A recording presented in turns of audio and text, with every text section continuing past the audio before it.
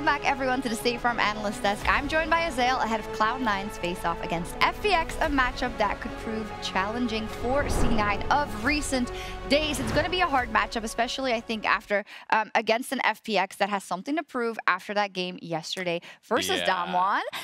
So let's dive a bit into this. And Azael, since you are the LCS expert, break it down for me. What have been your takeaways from C9 across play-ins and their first game yesterday? I mean, across all of Worlds, as well as honestly in Summer Split, I think the biggest thing they're struggling with is just decision making, right? It's not that they can't execute on the highest level when they're playing at their best. It's not that on an individual level they can't match up against some of their opponents. It's the decisions. I mean, this was a perfect example, not keeping track of the fact that they can collapse here, that there's, a TF available, the ultimate is up. These are things that you have to know. And the invade not only kills Blabber, it actually gives away a second kill, the Yuumi dying there too.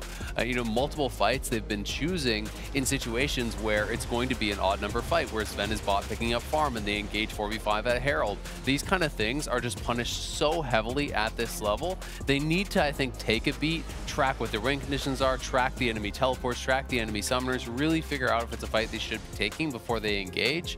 You don't want to give up, that really killer instinct, that aggressive edge, because that is how these players snowball games. And when you look to Blabber, yes, he has these foolish moments, but he also has the incredible ones, like when we saw in Olaf in the play-ins.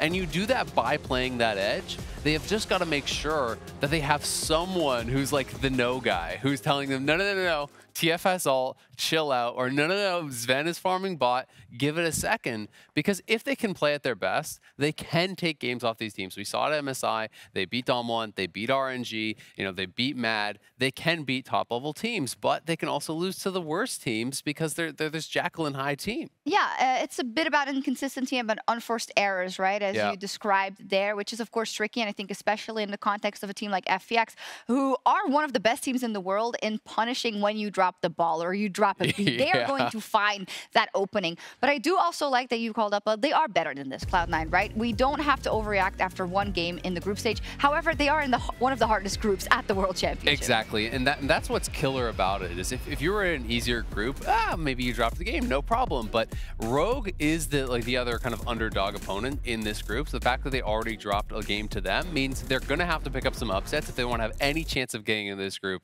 And FPX, coming off the loss yesterday, is going to be hungry here for a win too. Talk me through your game plan for Cloud9. How did they make sure that they have the best cards, let me put it this way, against ex-world champion FPX? I mean, I think you just have to play ultimate comfort, right? I want to see them playing on an aggressive jungle pick, play for Blabber, Blabber playing aggressive, Blabber invading. That is where they're most successful. So get something with some push priority, top, mid, get Blabber on an aggressive jungle pick, maybe something like the Olaf, the Lee Sin, the Xin Zhao. Those are big comfort for him, and allow them to play aggressive. But you have to have the correct draft for it, and you still have to keep in mind where the FPX members are on the map. Are you tracking the TPs? Are these fights you really should be taking? There's a lot to balance. Let's see what the fans thought at home, because we asked them with our MasterCard fan vote what it was and who they favor in this matchup. And I don't actually know. I haven't seen. Here we go. C9 25.6% and FPX 74.4%. Hey, yesterday. Better than the TL one. Yes, exactly. I was going to say. So the MasterCard fan predictions, they've been wrong. It's about the quality of the vote, not the quantity, The real connoisseurs were the ones that were voting for TL. I love it. We'll see if C9 can return to form and overcome FPX as we join our casters, Dracos and Kobe, in the arena. Thank you very much, Shox. Of course, a pleasure to be bringing this one to you. And as Isaac already highlighted, the fans are always wrong. So Cloud9, we're hoping for a win.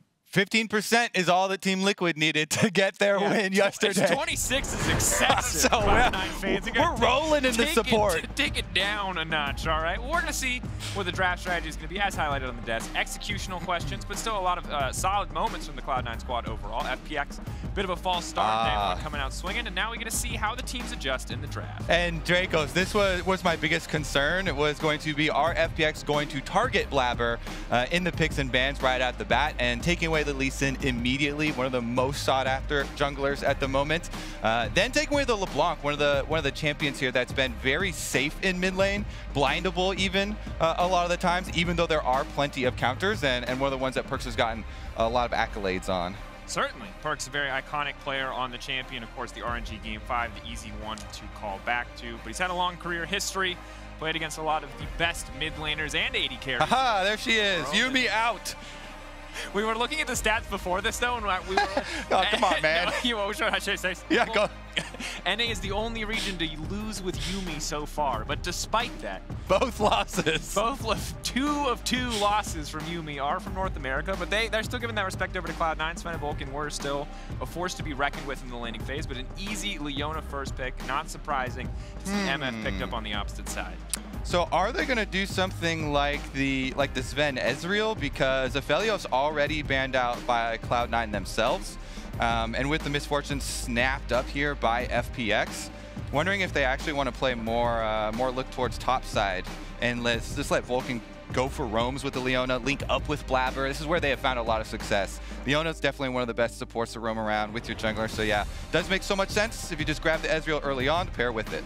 I really like it, frankly. I've seen Sven Ezreal across so many years, and in general, just freeing up your Leona to roam feels like a primo strategy. Supports have been so influential, whether it's been, you know, the Yuumis or the more standard engaged support options. But now the Jarvan locked in by Tian on the opposite side. I think this pick has been...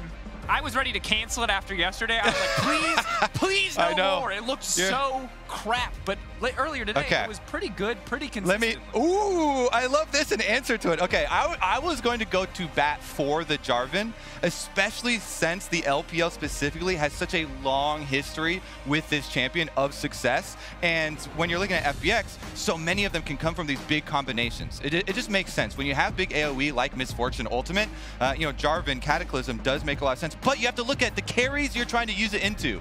When you pick Jarvan into carries like Ezreal that already have dashes, Cataclysm all of a sudden not so useful. Those big wombo combos not as secure. And so since it's so early in the draft a lot of these times, even if you do layer it with the Doinb Galio that we called out for last time and is a possibility this time around, you need other forms of CC to actually lock them down. So that's why I love the Rakan follow-up here. But the Qiyana can actually use Cataclysm Wall against the Jarvan, you know, creates more walls, more space for the ultimate to actually bounce around on. And I'm pretty sure it's going to go into the hands of Blabber here. This is the type of champion I love seeing him on. Assassin, you can build up, you can play around Blabber, you can get him some kills. He's going to go super ham with it, but we'll leave the door open for the flex pick. Because you can still play it mid lane if you get a good matchup there and you need to flex it later in the draft. And certainly having that flexibility is going to be a good look. Jarvan has exclusively been the jungle pick for most of this tournament, but could also see that flexed around really depending. You are seeing the Graves banned away, makes a lot of sense. I think this champion is ludicrous despite some of the matchups that we saw earlier in the day. TF now also taken off the board. Obviously really strong interaction to the Qiyana stealth, taking that away, and we've seen how important global pressure can be. Now a little bit of a targeted ban here onto Perkz, taking away the Sylas. And I think just across the board, I like seeing these target bans. I like seeing these focus bans in the second phase, but I do want to see, especially for FPX, how they round out this composition, because as you said, they've got these nice combo pieces, they've got this nice engage, they've got an MF to pair with it. Are we going to get more big AoE CC, big AoE damage, or are they going to look for some strong independent solo laners? I mean, yesterday they went with the Galio, the Doinb Galio we've been talking up, his must play from playoffs. And it could fit here as well, but you might be shaken by the day one there versus Damwon not having the success. The AP is actually going to come in the form of Kennen, so that lifts that burden of AP solo lane on the side of FPX. Meanwhile, Cloud9 still need it. That's why I like the Sylas ban there, because LeBlanc and Sylas have been two of the best AP choices for Perkz. Does leave open possible Rise for split pushing for later. He's actually been one of the best with the Realm Warps, using them both early on for side lane pressure, but also for the big Baron sneak plays and the like, where you're teleporting minions around for rotations, inhibitor swaps, and stuff like that. Yeah, and certainly always good to see Perkz on this champion, but it is one of the more immobile champions that can't often come out. It's got a song attached to it there, it does. Dracos. Yeah. So, we'll leave it at that. Yeah, we'll don't go into the that's details. So good. Now neither of us want to sing the song. It's a bad song for both of us. We'll see if today is a song singing day. We'll leave it at that. But now we've got a Malzahar locked in, so while there was room previously for these highly mobile champions to evade the Wombo combo, there is now a highly skilled button. It's the R button, and you can use it to shut down so many of these champions that want to dive in, like the Camille, like the Qiyana. Ezreal has to be careful with that positioning, and don't be a Malzahar. I'm ready to see it. Yeah, I mean, already just from draft phase, you're thinking Cloud9 is going to want to play to spread the map much more than FPX.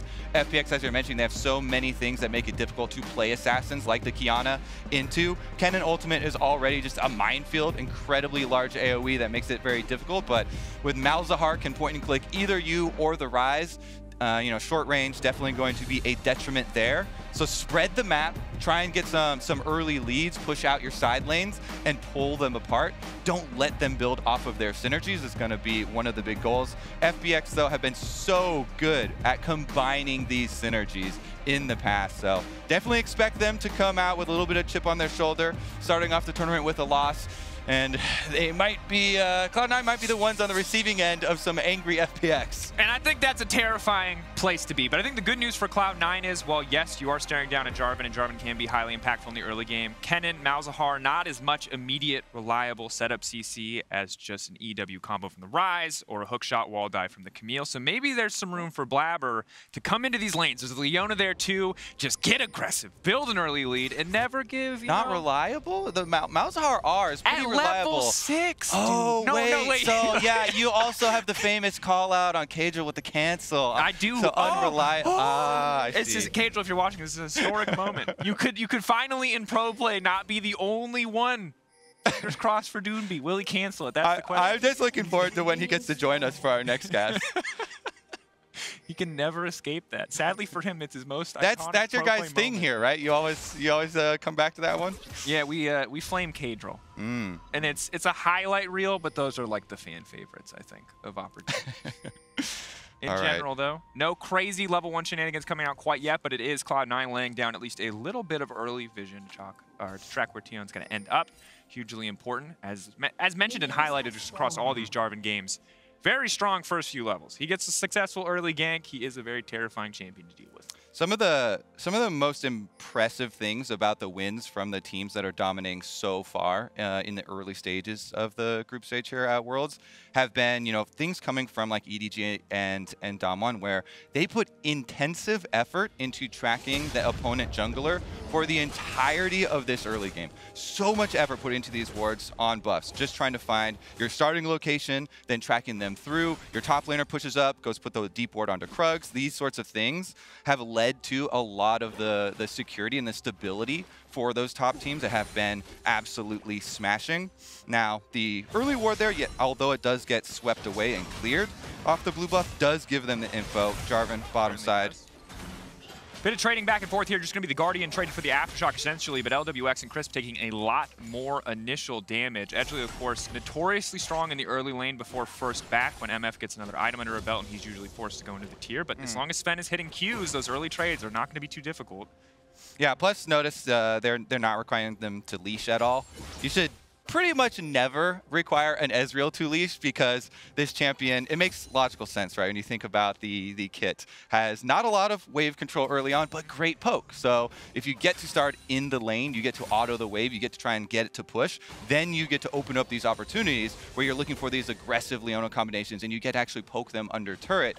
Whereas if you make them leash, then they have to, deal with pushing wave, have to catch up. They don't get to make use of the poke early on. And it's a completely different story. I mean, I have my own reasons for not requiring Ezreals to push, though, because in solo queue, if you require them to, then all of a sudden they're going to be crying all game long. Where's my tier? I need my Sheen back. Look, which is really weird, because clearly most people don't pick Ezreal to do anything other than be safe, strong, independent AD carry who doesn't need anybody else. And that's how they present it right up until they need something from you, and they're like, but the jungler, where were the ganks? Support, why did you roam? We'll have to see if that's going to be the strat, though. Vulcan getting a little aggressive is going to take a tower shot. Lots of aggressive trading on the bottom side. Oftentimes teams will just concede the push, but see Sven and Vulcan fighting for every wave that they do have to push in there. Yeah, and successfully allowing Blabber to grab bottom side crab. Should be traded with top side. Doinb and FPX very well know bottom side controlled there by Blabber, by Cloud9. So you can see this positioning is what you need to do as mid laner. They shouldn't over chase because it's going to be the setup though. Waterblade there as well. Easy follow-up. Tien just saw them coming and stayed focused on the crab. Blabber, can you move in and snipe this one away? Blabber, full commit, goes over the... Oh! Dracos! They can't lose! Blabber got both crabs and they got first blood. No MSI. There's no memes. Blabber's not dying to crabs. Things are starting good. It's kind of weird though, because I was in the process of complimenting Doinb for top positioning towards top side by his jungler, but just a little bit lazy on the pathing there. Doesn't quite get out of range. And very good job by Perkz. Didn't even have to flash. just pops the shield off, land the root, set it up for Blabber, comes in on Qiyana, makes it look great. You chain your CC, and the Malzahar is dead early. That is a huge goal when you're facing a team comp like this. As we're talking about earlier in Champ Select on trying to build on those synergies, trying to get that Malzahar to level 6 for your point-and-click setup stun. So Cloud9 striking first is definitely very good news for them, especially since the gold going into the hands of Blabber on that Qiyana, the most aggressive player on the team, wants to, start invading, get that level 6, look for your 100% to zeros.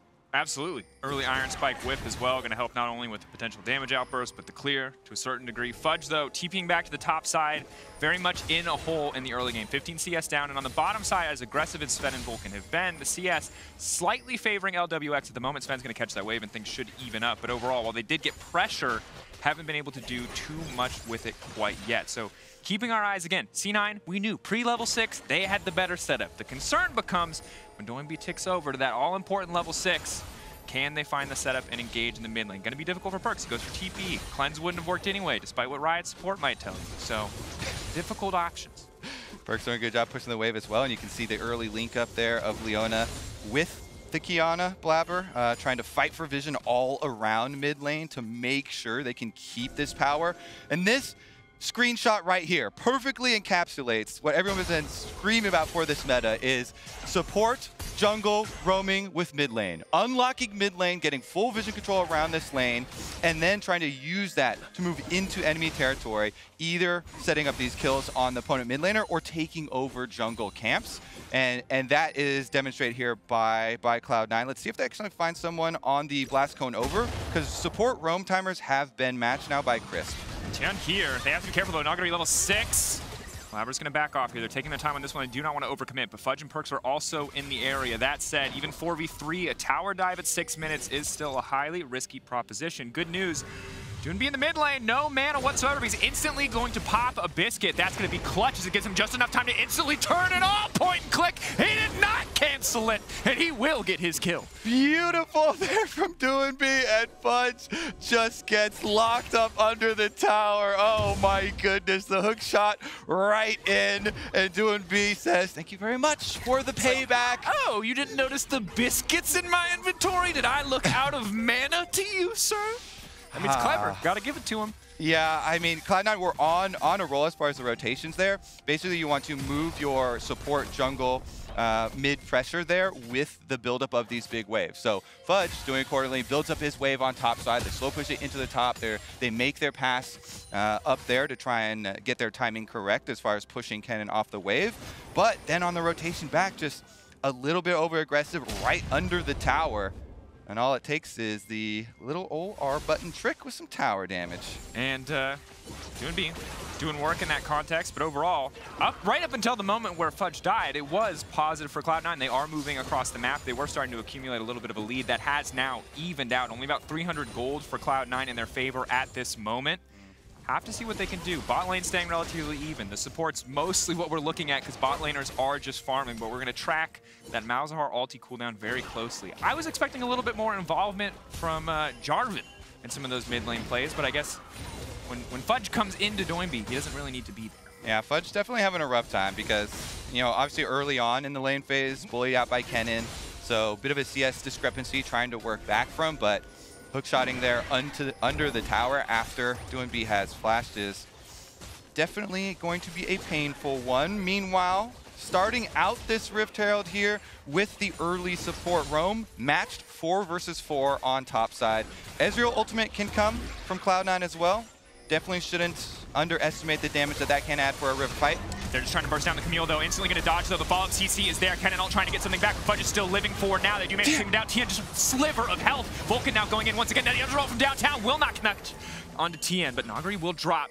Crisp now running for the hills. Do they have any more seed? The lockdown should be there. Rakan not going to be able to jump back out to safety. Cloud9 getting the kills. Herald still getting taken down. That is good for the side of Cloud9. Yeah, and you can see Blabber taking that Herald immediately back towards the mid lane, pinging on the wave as well. I wonder if they want to push top and mid at the same time to get the maximum out of this little death timer window, get some turret plate money going.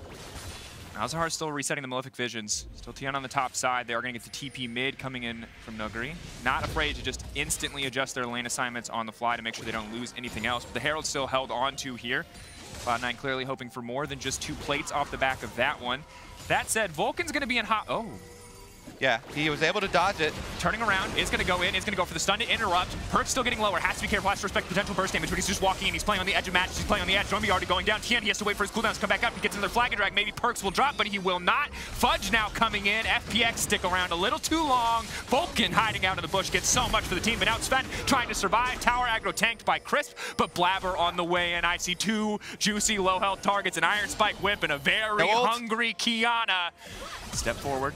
Flash out. Good patience from FPX. If they would have flashed earlier, it could have turned against them, but do manage to make it out. Yeah, decent amount of extra cooldowns earned there by Blabber, considering he doesn't have ult to get the big name in lights, double kill down bottom into Rift Herald activation, but does get the flash off of the Misfortune. And really the big winner for Cloud9 has been throughout this Perkz, and he spent his money in an intelligent way to avoid the shutdown from 2&B. All of this early money from Perkz, you know, a lot of it invested into the QSS, so it does delay a little bit the full build, but it really enhances, and since he has gotten so many of the kills, it's still going to be on a pretty quick pace here, setting up Cloud9 for that split push opportunity to pull across the map to try and separate some of these teamfight tools from the side of FPX. So Perkz, he's writing a different song this time around, okay? Yeah, maybe you keep the first part the same, the easier sucks, but the Rise is sick, okay?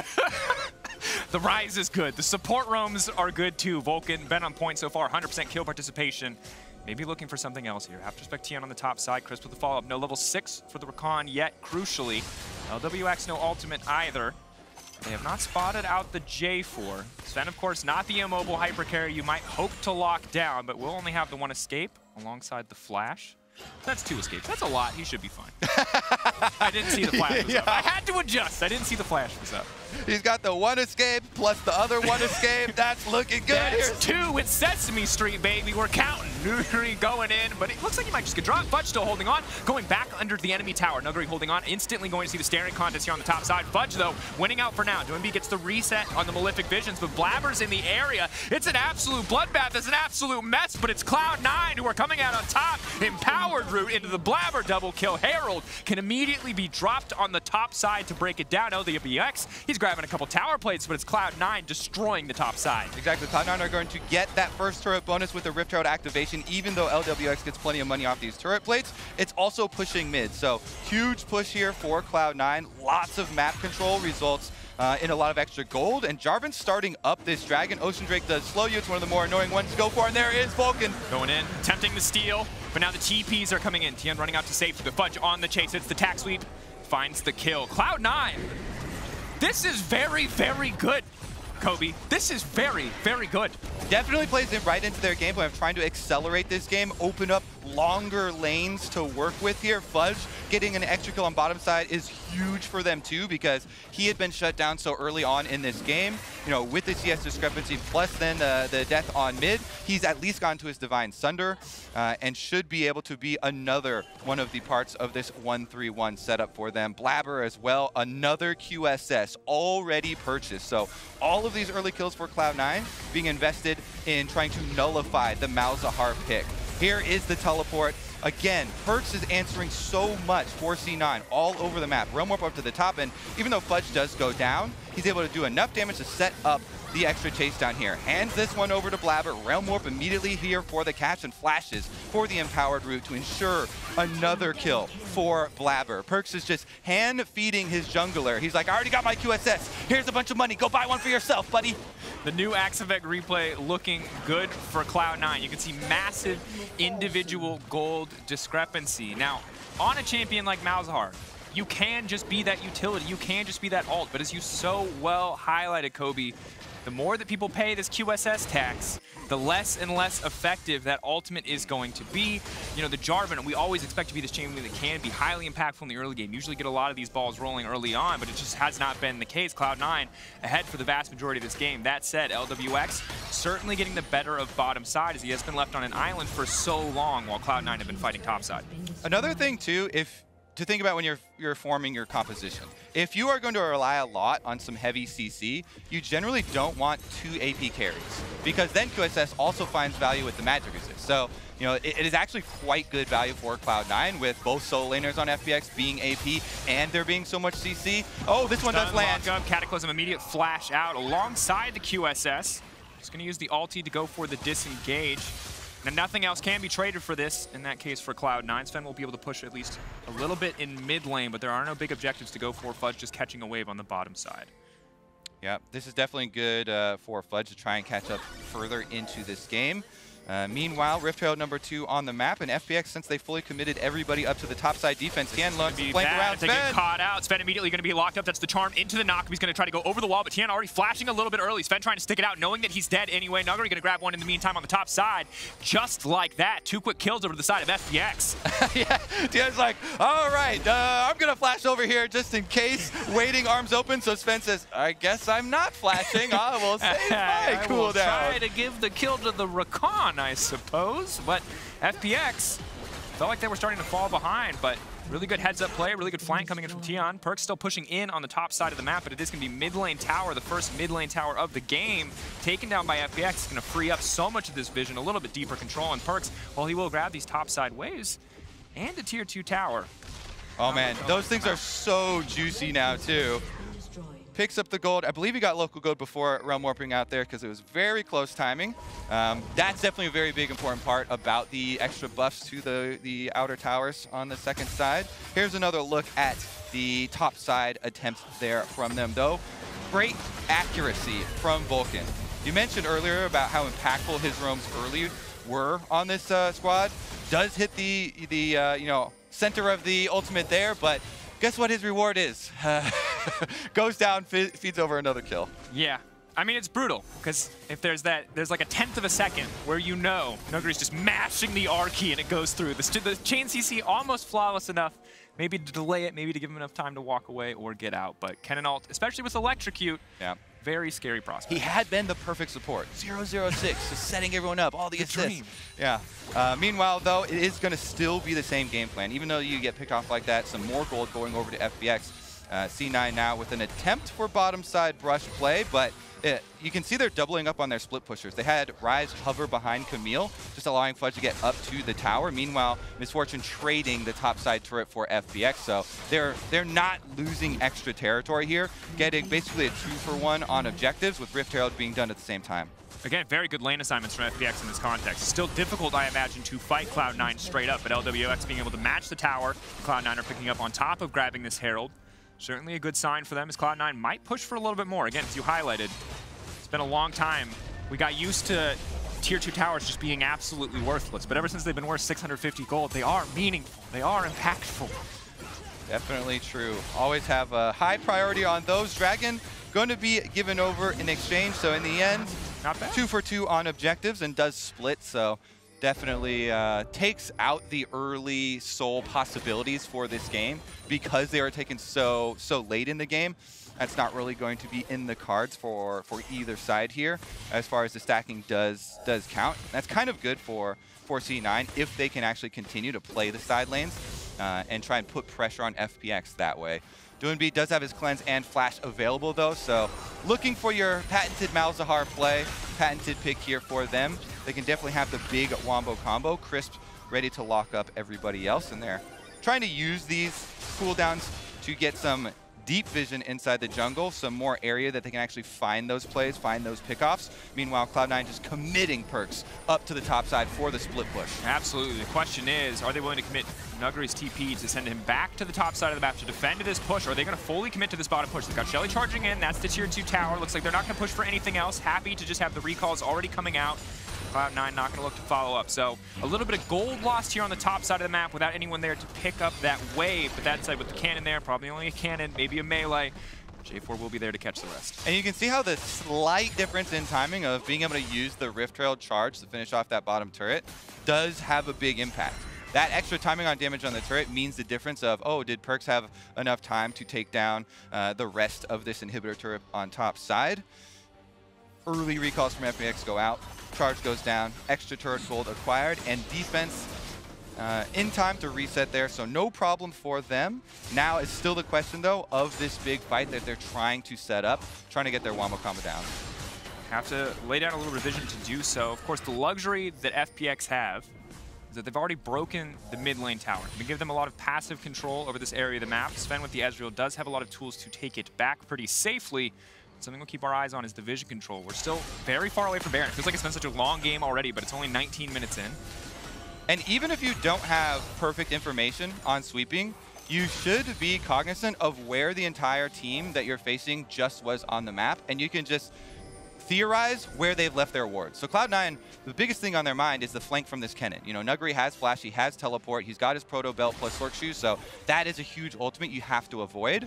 And the entire FPX team was just on bottom side of the map, so they know that they left their wards down there. They move in, they clear out with both control wards here up towards blue quadrant, cleared out the bottom side, and have done their homework basically. Cloud9 for the last minute here have been clearing out wards. They've almost found them all before they rotate over to Baron, and Perk should find the last one, so good job, clean sweep there. Nope. Slow, steady game. It was so explosive early on, but as the tier 1s and even some of the tier 2s started to fall, both teams slowing down a little bit, much more vision control. No one really overstaying or overextending on side lanes, just a lot of traded objectives.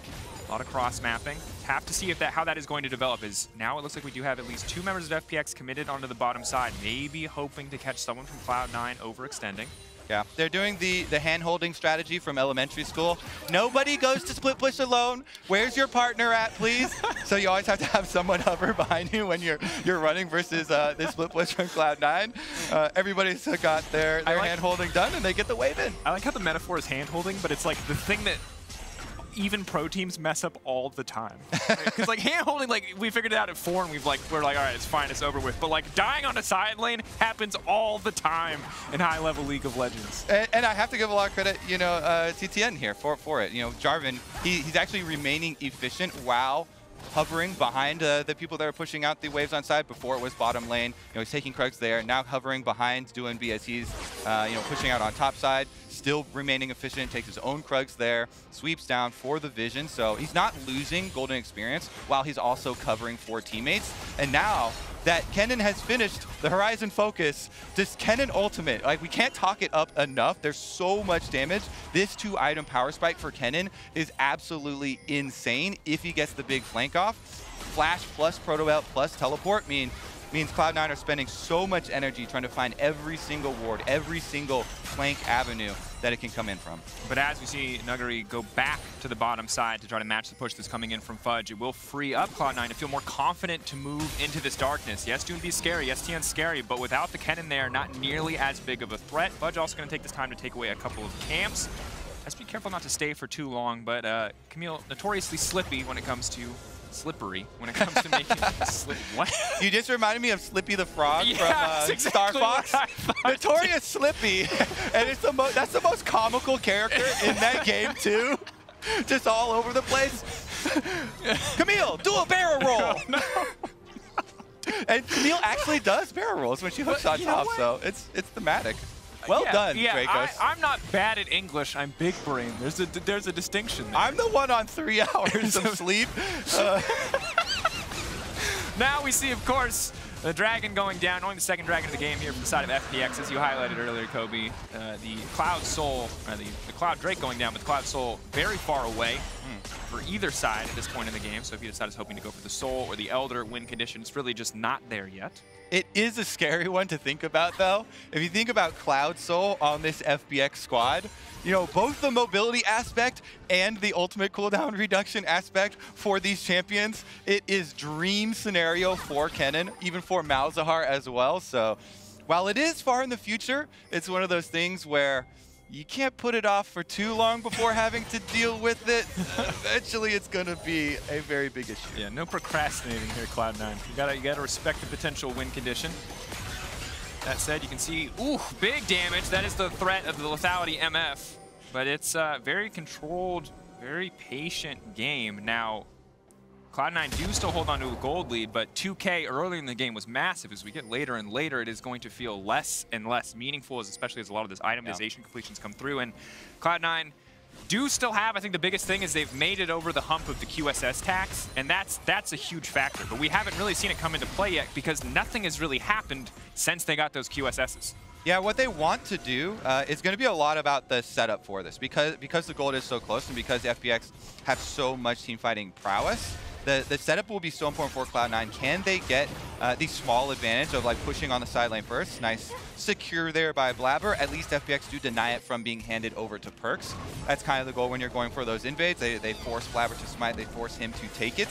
But with the triple QSS here, if Cloud9 are able to shove out on side first with their strong split pushing advantage and then threaten the objectives that FPX would want to set up around with the possible flanks, because they still have plenty of CC to harass you with if you're actually committing to one of these things, then you can get the small advantage of making FPX choose. Are they going to actually hard force on this objective, turn off of Baron, turn off of the Dragon, or lose out on minion waves for that price, or go answer the minion waves and kind of collect them? Thus far, it's been, oh, okay, we'll just collect.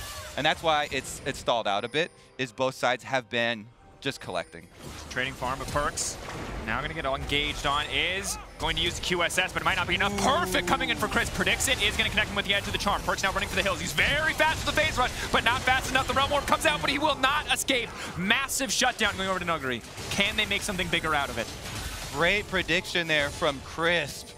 The slightly late QSS, not immediate from Perkz. Slight delay gives him enough range to get in there, and then Chris flash W's ahead of him. So when he flashes, still on the knockup, they take down Perkz. Guess what? That makes the setup on Baron that much easier. Can C9 stop them with 4? Blabber's ult is big. Ezreal's ult is big.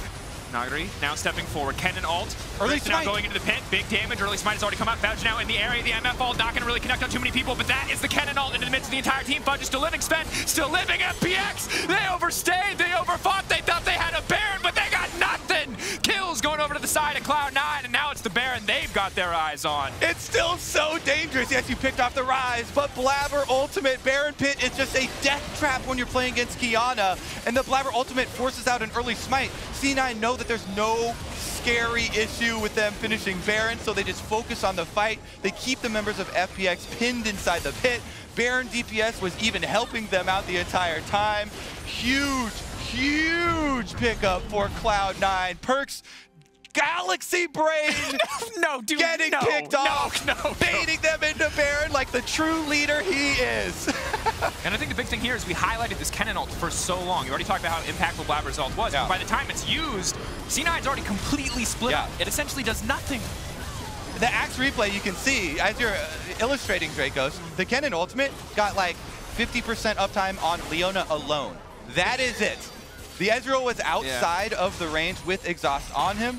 You know, Sven using his range very well there here. Later stages of the game should be a similar story there. It's going to be hard for FPX to close that gap unless, as we keep illustrating earlier on in the fights, or early on in the game, how critical the flank is for them to get actually behind onto this back line. And so when you pin yourselves inside one of those objectives, you're putting yourself in the death trap. And so very well done there by Cloud9 to defend 4v5, but positioning advantage can sometimes mean so much more than even a full character. Here is Perkz. Locked up immediately, going to QSS, though he does a lot of damage back, but Nuguri just too strong, already has the Void Staff, shreds through those resistances. Fudge needs to be answered on the top side, but a positive exchange there for the side of FPX.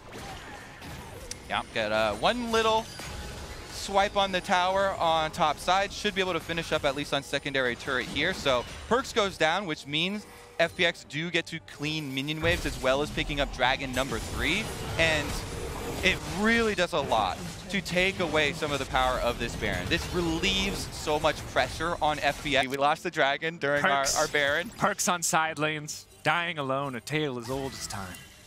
I think it's a great coordinated effort there from FPX, though. You know, Nuguri just waits inside the brush, goes for his all-in, and then they pick up the objectives afterwards.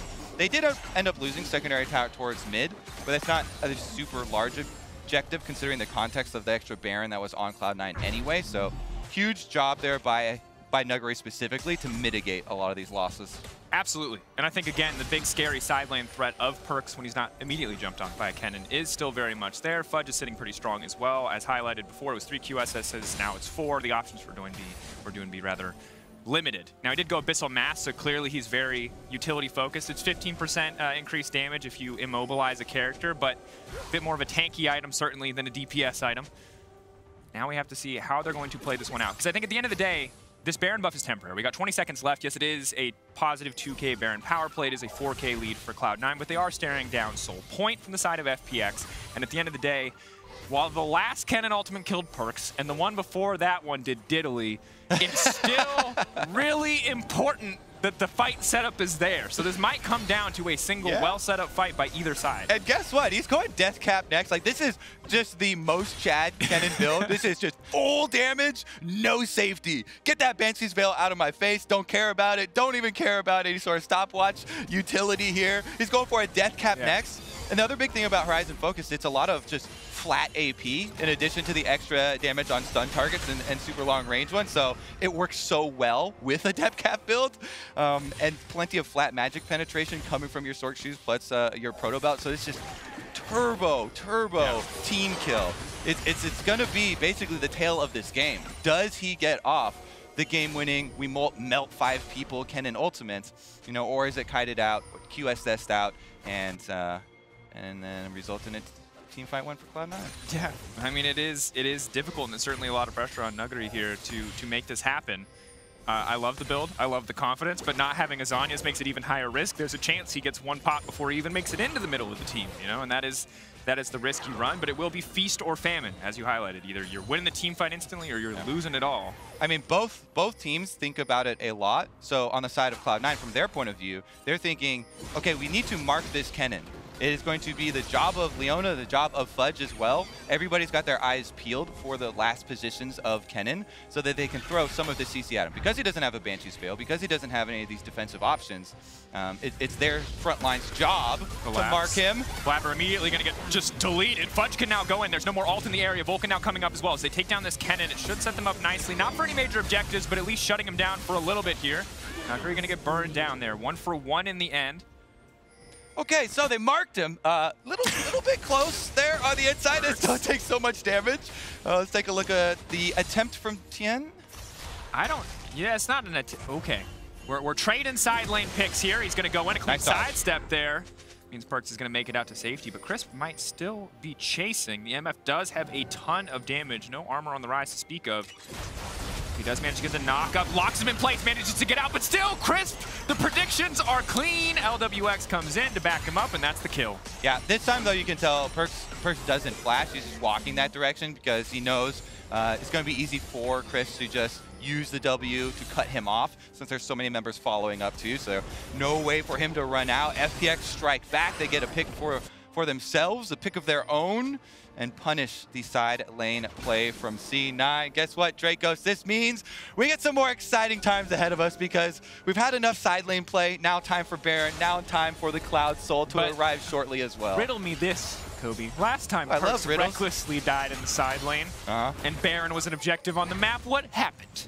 Cloud9 won the team fight and got the Baron afterwards. I like where you're going with this. That might be on the more delusional side of hopeful analysis. We'll have to find out, though. FPX, you have to think, will respect a little bit more the potential for the Qiyana to be big damage in this area, in this pit. They also have a massive wave pushing in on the bottom side that will require some attention, and the only TP on their team right now is Perkz. He's going to do his best to go pick that one. And it looks like FPX, eyes set right now on the Cloud Soul, not nearly as concerned with trying to force the Baron. Yeah, exactly. They should not force right now because look how close they are to Death Cap on Kennen. When Nuguri gets this, and he's even close to level 18, like this man is going to be a monster. You finish Death Cap, you have an explosion of power.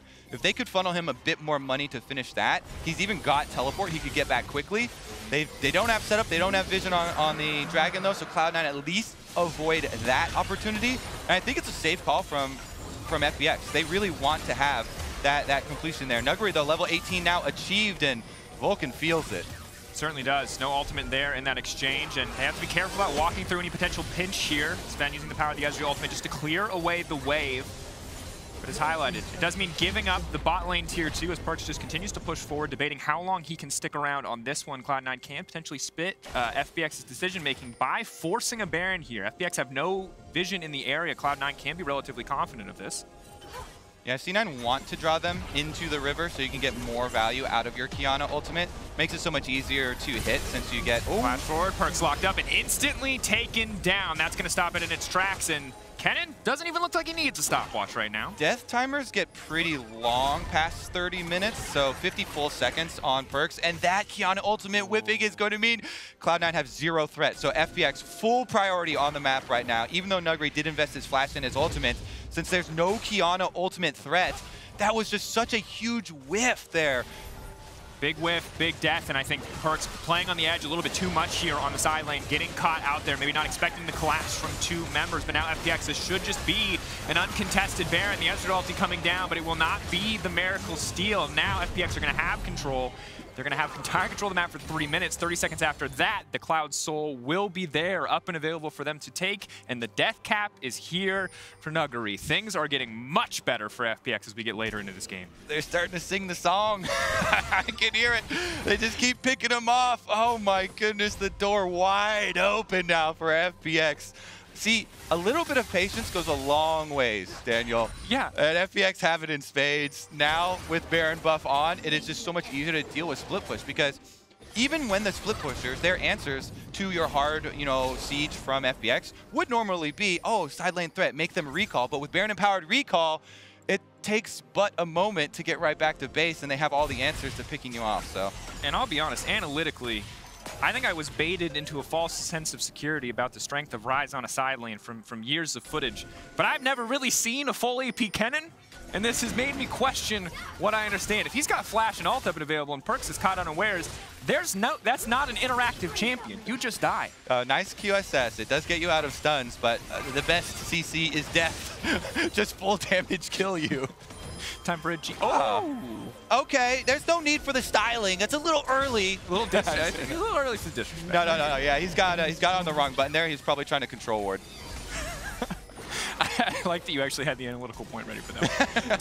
Doonby now stepping forward, the siege coming in. This is the power of the Baron. Perkz in the meantime sticking to the side lane. Is going to look to trade 1 inhibitor for 1 inhibitor, but FPX might just look to end the game. Yep. A lot of tools to get these fights kicked off. Keep in mind, LWX, we haven't really seen a big ultimate yet, but the MF is massive. Good damage forcing Blabber back. He's got no health left. They're instantly cutting through all of C9. Perkz on a side lane, not nearly fast enough to end the game, but now it's a race. The Ryze just does not have enough power. Blabber trying to buy as much time as he can. Sven trying to buy as much time as he can, but the base race is not there for C9. FPX will take the game. And they make your heart beat a little faster, but FPX confident in their finish on the Nexus, as they should be. With the Baron buff, they're pushing power much stronger, able to force it all the way through. I would say a valiant effort there by Cloud9, sticking to their game plan, sticking to the split push, had some good opportunities, but just too many picks by FPX at critical moments. Player of the game for me, for sure, Nuguri. All-star over there. Kennen absolutely dominated this game. He made the individual plays, making the picks. He also was a big threat for the team fights, making Cloud9 second guess all of their ward placement, sweep behind them at every opportunity. And that full damage Kennen is definitely rewarded. Absolutely is, and I think it's an especially crushing victory because of how good the early game was from C9. Shutting down Doonby early on, the Malzahar felt useless. They got all their QSSs. Every little early game box you possibly could have ticked was ticked, but then as the game got later and later, Perkz getting caught out more and more on these side lanes, it slowly started to fall away from them. Then in that defining moment, just ending the game so quickly, and it's the difference of maybe 10 more auto attacks, the difference of 1,000 more gold for a carry, but while it does feel close in those final moments, it feels like FPX well played to bring it back. Let that be a lesson. Check your brush. Always check your brush. There could be a Kennen lying in wait. All right, now the experts are going to take a closer look at FPX's win in just a minute, for Lore is joined by Nuguri.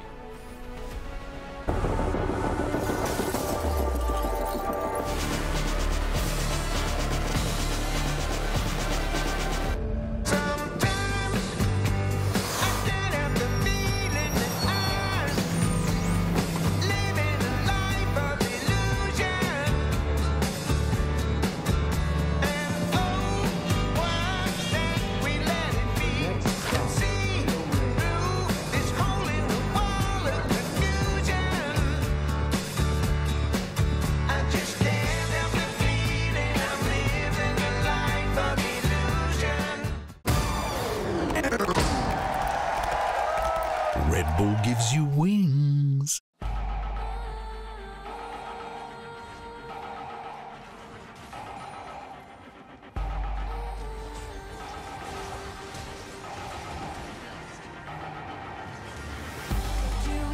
So hold our heads up high and beat the drum to what we love. Risk the fall, oh, we have felt it all come crashing down from far above. Stars are rising, countless worlds colliding. Only one will take it all. Can we bring to fall the giants? Can we make the final call? We are the ones to ignite the darkened skies. The champions of a world that we defy. A soul ray of the few who rise up high. And we all fight at the last light.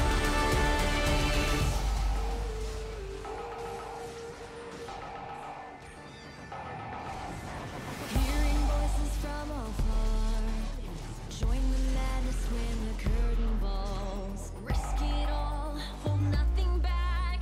Seize the day, we must attack. Stars are rising, countless worlds colliding. Only one will take it all. Can we bring to fall the giants? Can we make the final call? We are the ones to ignite the darkened skies. The champions of a world that we defy. A soul ray of the few who rise up high. And we all fight at the last light.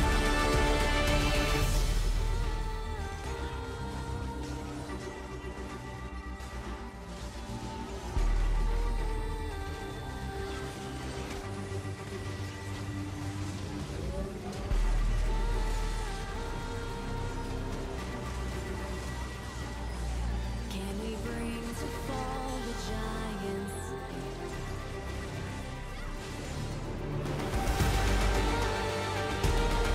giants? Can we bring to fall the giants?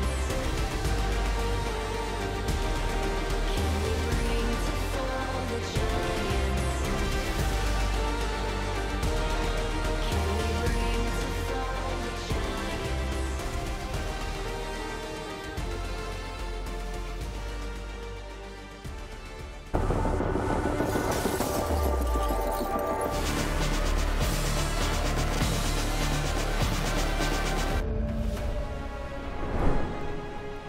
Welcome back, everyone, to the State Farm Analyst Desk after an insane game. between C9 and FPX. I'm really happy that I have both Azael and Lyric here to talk about it, although I just suspect that Azael might not be as happy as 10 minutes ago.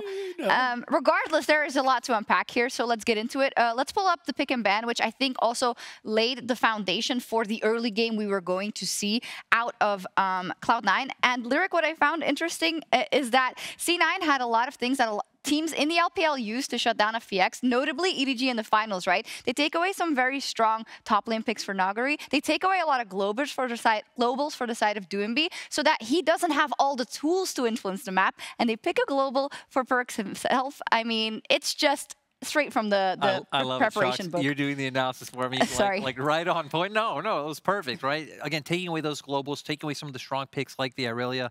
I actually really like C9's composition, like holistically. You can see what it can do in team fights. It's good. It has like side lane potential. And on the opposite end for FPX, like I get what they're going for with the Malzahar counter pick into Ryze. It does pretty good against things like Qiyana, but I don't actually feel like it fits the rest of your composition that is more of this like big AoE wombo combo.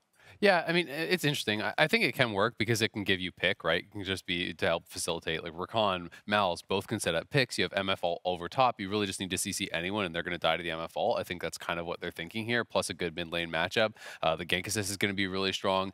Post 6, you have Malzahar ult into Jarvan gank, right? Like it's pretty much a dead Perkz. But the early game was incredible for Cloud9, and that is why you get so hopeful. That is why you get so excited. And it's just like a tale of two teams. You could hardly believe, if you had the nameplates off, that these early game highlights are the same team that just orchestrated an absolute disaster in the late game. It's true. We're not going to run too much forward to that yet because Azael, you were right? And Yeah. what is it specifically about the approach? I mean, Doinb going mid, it's something that FPX knows very, very well, but it's not just that for the side of Cloud9. No, absolutely. I mean, they're attacking Doinb. I think they're playing aggressive picks here from Blabber. They're enabling him with that. We have the Ezreal for Sven, which is a C9 classic. This lets Vulcan get out of lane, start roaming, and they're moving around as this three-man squad. Once they get the kill mid, once they get double scuttle, Perkz is unlocked. He had an incredible early game, moving around the map with Vulcan, with Blabber, finding kills left and right. And then the question for you, Lyric, from the side of FPX, they know that there's going to be a lot of focus towards the mid lane, as there always is. What did you make of that, and FPX specifically in that early game?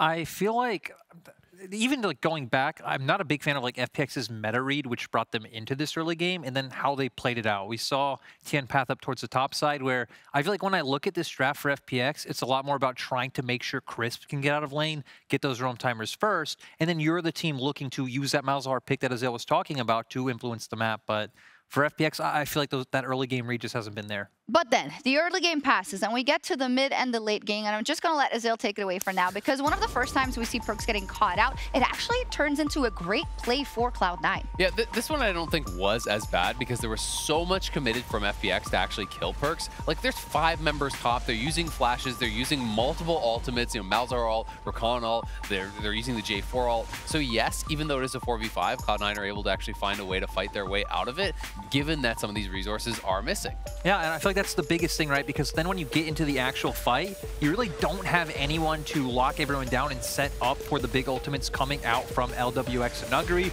You can see C9 do a nice job just kind of waiting in and out of the fight at first, poking people down. And it's very easy for C9 to turn back when they have more consistent damage over time. Yeah, threading the needle, I think, and doing well in these team fights then end up, they can go back to Baron, but we're going to splice this in immediately with the base race. Yeah, I mean, this is honestly what was a precursor of things to come. I mean, Perkz got picked off a number of times in a row in the side lane from Nuguri. Credit to him, finding those kills. But then, honestly, what the hell are you doing? If you're base racing against Baron, there's no shot this is ever going to work. He has TP up. There's no reason you shouldn't be TPing the Nexus turrets to try to hold Nexus and then split push later. And honestly, the later half of this game from Perkz was flat out embarrassing. Like, this was just horrible. He got picked in the side lane 4 times in a row. Like, I don't know what else to call this besides an $11 million base race, because this is just embarrassing. Yeah, and I feel like FPX won, but what they win, in my opinion, is like breathing room to go back, look at what could be done better, because it's like, I feel like for both teams, there's not a lot of like great takeaways here, and it's like, how do we reflect to do better in our next games? I mean, yes, but you are now in a situation where as C9 you have 2 losses in this group, and FPX is now 1-1, and that can make such a big difference, especially if you see how things are playing out, right? And I can imagine, I can feel your frustration. I can see why. Yeah. I mean, they play such a strong early half of the game. They set themselves up to be in a good position, and now you're down 0-2 in the group, right? You don't really have any more chances. You have such an incredibly difficult group. They could have set themselves up with a chance, and I think they've thrown it away. Frustrating as an NA fan, but the resiliency from FPX, and I think especially their top laner, has to be commended. So for more on FPX win, here's Laura with Nuguri. Thank you very much, Shox. FPX get their first win here in Group A against C9 and Nuguri. Thank you so much for joining me. What are your thoughts on the base race at the end of the game? 오늘 우선 축하 너무 드리고요. 인터뷰 감사드립니다. 경기 막바지에 끝날 때쯤 이렇게 엘리전 같이 있었는데 어땠나요?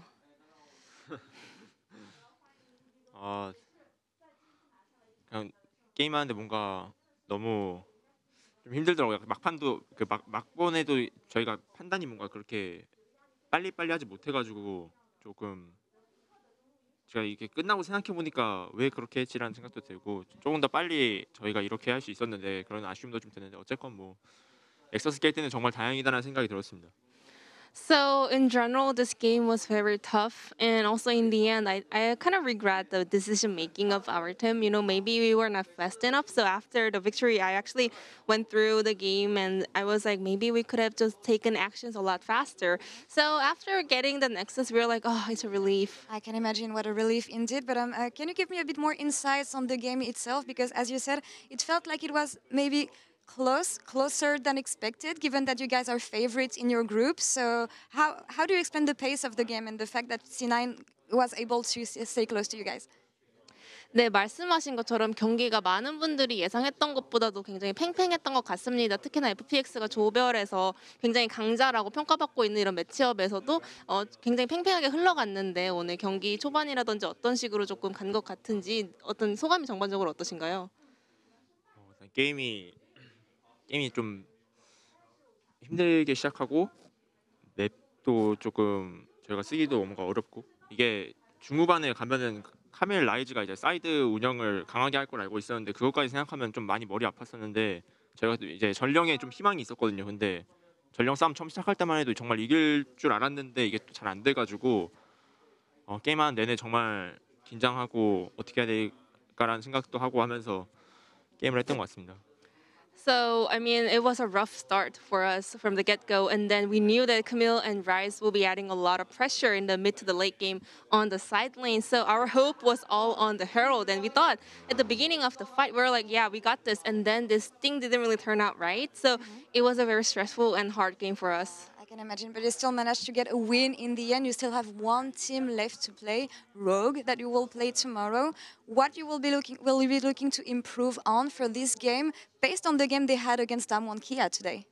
그러면 오늘 어쨌든 승리로 마무리하셨고 이제 다음 경기는 로그전입니다. 그러면 오늘 경기를 바탕으로 어떤 점을 조금 보완해서 준비하실지 그리고 오늘 담원과 치른 경기를 한번 보시면서 어떤 점을 준비하실 예정인가요?